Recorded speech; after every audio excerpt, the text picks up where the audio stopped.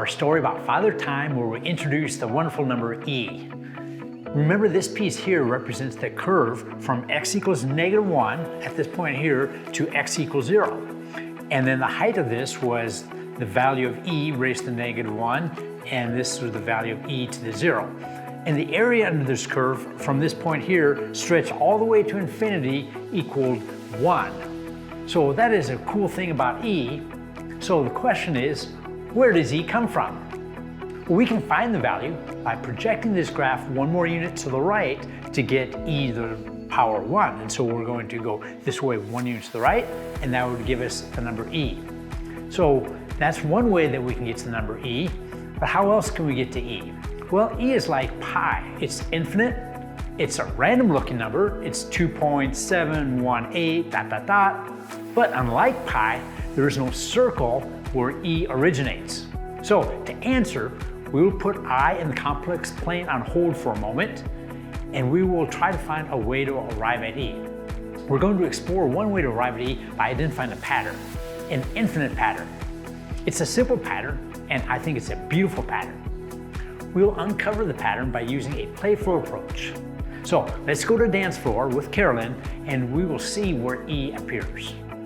Carolyn's going to start at the point 0, and she's going to move in this direction, which is a positive on the x-axis. And each step, the distance will be a fraction. And the first fraction is 1 over 1, and that lands on the point 1.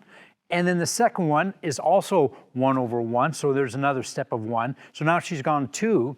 And the pattern that we keep repeating is the distance for her next step, step 3, will be the distance in step 2 times 1 over 2. And so 1 over 2 is a half, so she moves a half step in this direction. And then now she continues in her 4th step, in her 5th step, ... She ends up at an infinite steps, and when she takes those infinite dance steps, she lands exactly on the point e.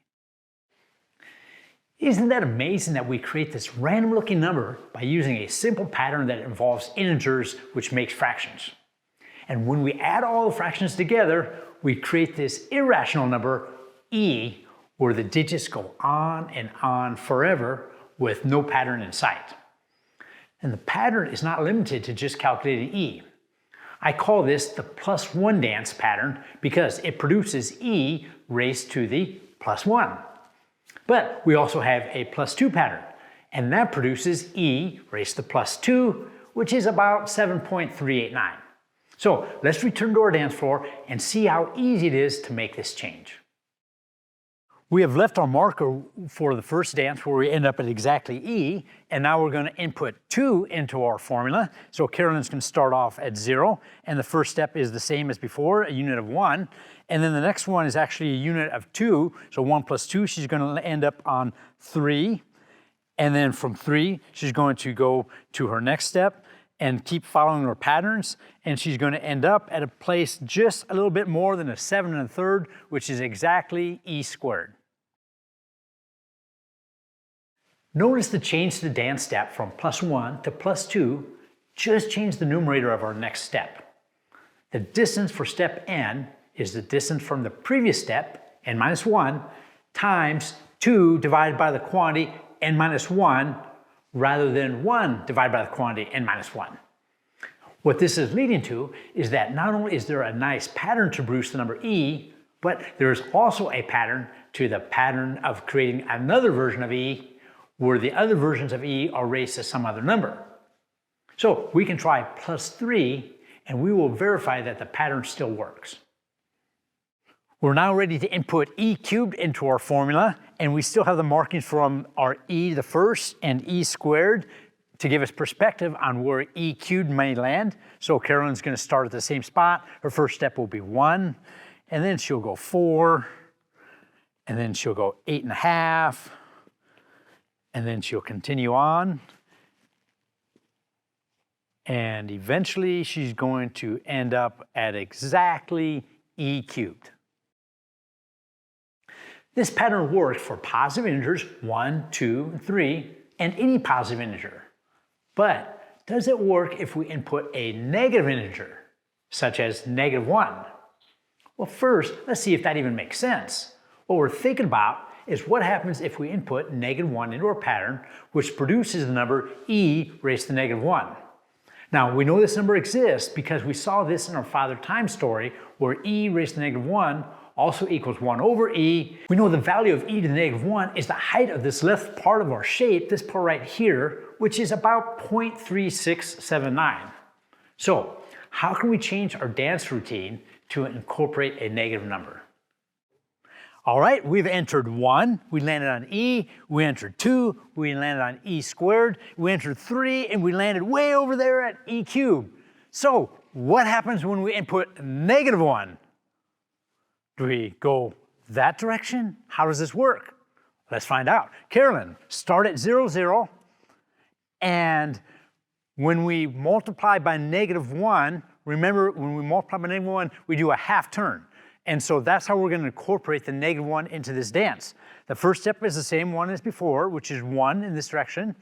And remember, the unit for the second dance, the second step, is also 1, but because we did a 1/2 turn, we're going 1 back in the other direction, which now she ends up where she started from, which is back at 0.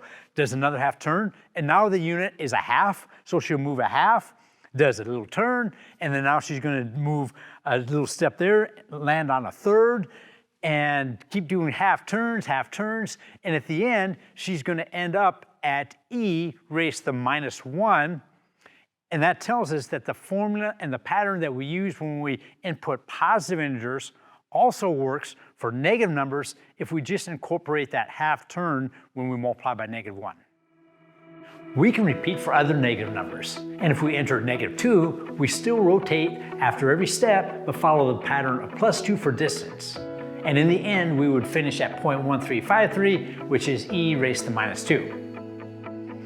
Well, we had fun dancing and calculating. And this was a new way to think of e as an infinite sum to a rather simple pattern.